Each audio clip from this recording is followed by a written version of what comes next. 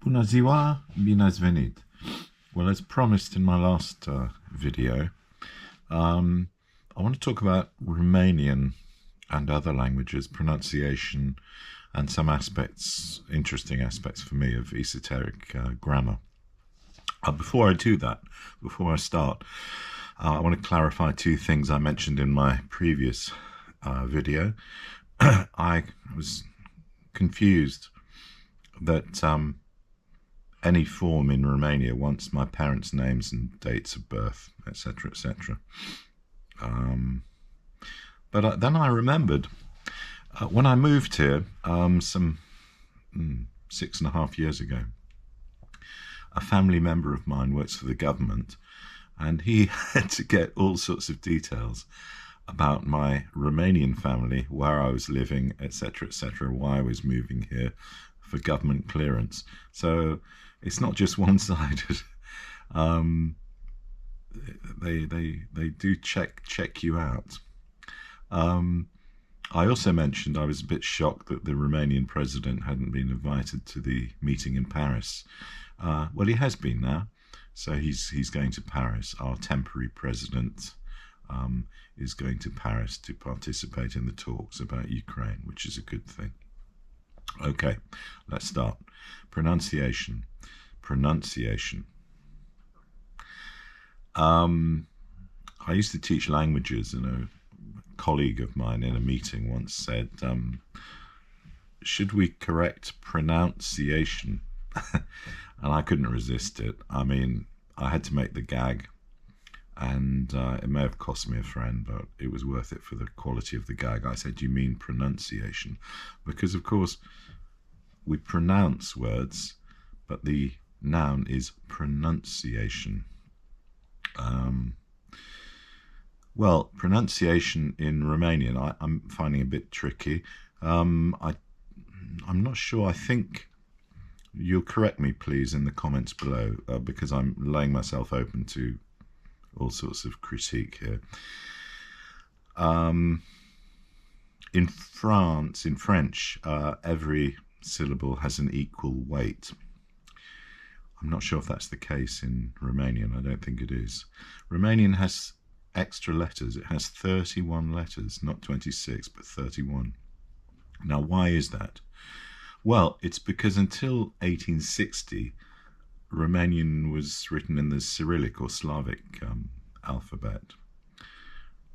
Then it changed to the Roman lettering.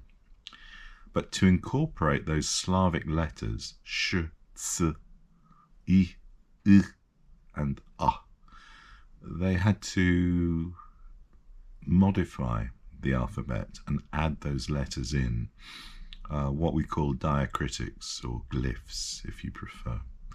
So the sh and the ts have a comma below them, not a cedilla, but a comma, and the and a have a circumflex or inverted circumflex, depending on which one you're using. I'll talk more about diacritics in a minute. Modifiers or qualifiers, or what we might call adjectives, tend to come after the noun in Romanian, o fata frumoasă, except very common ones like mica or mare. For example, Great Britain, Mare Britannia. Mica as well tends to come before because they're very common adjectives, so they tend to come before, but other adjectives would normally come afterwards. I'm very interested in the physiology of language, where you speak the language, in your mouth or in your throat. The sounds come from different parts of the mouth, and we'll have a look at that. In Edith Piaf's famous song, Non, rien de rien, non, je ne regrette rien. That's coming from the middle of my mouth. The r sound, the r. The trilled R is coming from the middle. In German, we're going further back into the throat. From the Lorelei poem by Heine. Die Luft ist kühl und es dunkelt und ruhig fließt der Rhein. We talk about the Ruhrgebiet. It's back here. R. That sound is going further back than French. Now in Romanian, there's a trilled R as well, which we don't have in English. But it's coming from the front of the mouth. We have a football player who plays for Universitatea Craiova called Mitrița. R. Indifferent. Now I can't do this sound, so I fake it. Indifferent. Mitrița. I can't do that sound. Why not? Well, it's because I started learning Romanian at the age of 56.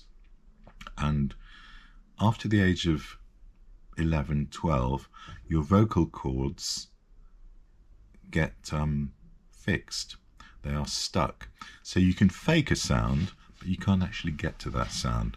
Now, because I started French and German a bit earlier, I can do those. I can replicate those sounds more authentically. But it is difficult. And to hear a Romanian talking and trilling those R's at the front of the mouth is truly wonderful. Indifferent. Single consonants. Romanian tends to use single consonants. Indifferent in English would have a double F, but in Romanian, single consonant. One of my early visits to Romania, someone was celebrating a birthday, and I was very well, in fact, I was reminded of that this morning on the radio, and I'll tell you about that in a second. I wanted to say happy birthday to this person, and I said la multi anni, not realizing that in my ignorance that the I is silent. So otopen. A radio presenter this morning was talking about an attack on Galați, and called it an attack on Galati. Well, you'd have thought that someone would have researched that for him if he couldn't do that. There are exceptions to this, the I at the end of a word, if you've got a double consonant. For example, meters, metri. You do pronounce metri, and that gets your R in as well, metri. So you do pronounce the I there, but normally no, Galați, otopen. Romanian is one of the most complicated languages. It's been my pleasure to learn, partly because it has 3 genders and the way that the neuter functions, masculine then feminine in the plural. Yeah, thanks for that. Be good. Fii cu minte. Be good. Fii cu minte. Double I with the fii. But don't be good. Nu fii cu minte. One I. So that's tricky. The pronunciation of the E sound is tricky. I got that wrong initially. Yel, yele, yay. It's like a Y-E sound there, ye. But at the end of a word, as I learnt from my wife the other day, poine, bread, poine, not poigne. We're not doing that Spanish y sound. Poine.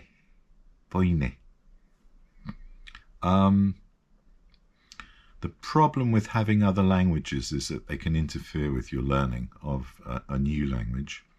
So the word for school, scuola.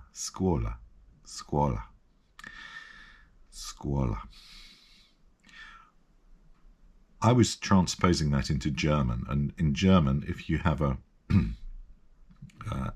S and then a consonant, you're creating a sh sound. So Spitze, Spitze, the peak, Spitze. You don't need to do that in Romanian because we've already got this modifier, this diacritic, sh. So schmecker, schmecker. We don't need it. We've got a letter that does that sh for us.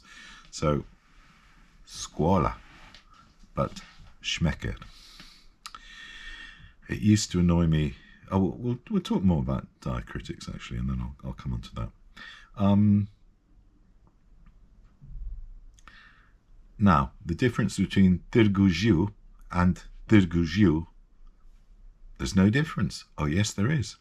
Because the Romanian Academy decided to alter the I with a circumflex to an A with a circumflex.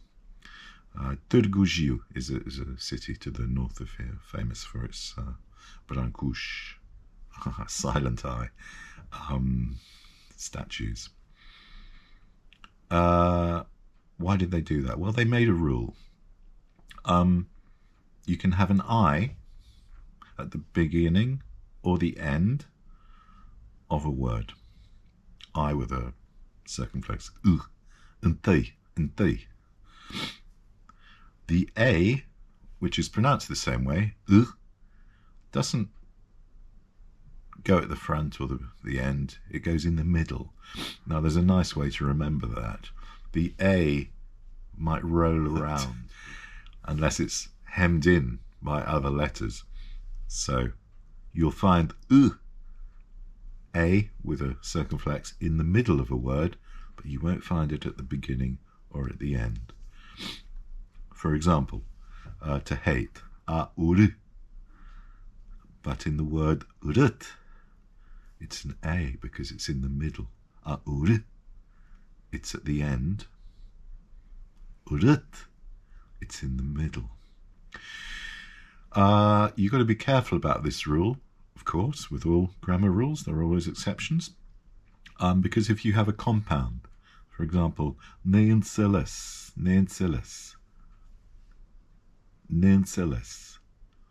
what you're doing is you're making a compound out of înțeles with ne, and therefore you can have the with an I in the middle, but it's actually not really in the middle. It's a sort of compound word. I remember my teacher, the delightful oaraDobre, being shocked when I asked about these accents, because I just thought they were accents. And she said, they're not accents. They're different letters. I thought, oh, okay. So I took that on board. In England, what used to annoy me, and annoyed a friend of mine, the late lamented Tim Pride, who was a fellow language student at university. When people say, could I have a panini, please? How many do you want? Because panino is the singular, panini is the plural. But the people are so casual about these words. It used to annoy me a lot. I don't get annoyed about things like that now. I just laugh.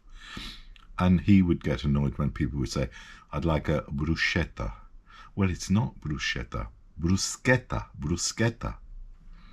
And it always used to annoy me when people said schedule, because that's American. In English, we say schedule. So there we go. All these little differences. Being a linguist, yeah, you pick up on these things. It's quite amusing, really. Received pronunciation. Where is the perfect accent? Where is the perfect pronunciation? Notice. Well, in the UK, we talk about Oxford English, don't we? Oxford English. So it's probably Oxford. In France, it's Tours in the Loire Valley. In Germany, it's Hanover. In Romania, well, you ask an Altanian, he'll tell you it's Craiova. You ask someone from Muntenia, they'll say it's Bucharest. Our ambassadors and embassy staff go to Iași in Moldova for their language courses. So maybe Yash is very good, very clear. In Ardeal, they speak very slowly, as you will have noticed from President Iohannis. Objectively, and I can't be objective because I'm not Romanian, I don't know anything about this, but Brasov seems to be the go-to town for perfect pronunciation in Romanian. I don't know. Okay, my final comment. I had a colleague from the US, and it just used to amuse me to ask her to pronounce certain words. So I'd ask her to pronounce aluminium and nuclear, and would regularly get aluminum and nuclear. And on such little points of delight, I got through 32 years teaching languages. Thank you so much for watching. I hope this has been interesting for you. If I've made any mistakes in what I've said, please let me know. I love learning Romanian, and hopefully I'm getting better at it day by day. Thank you very much for watching. La rivedere.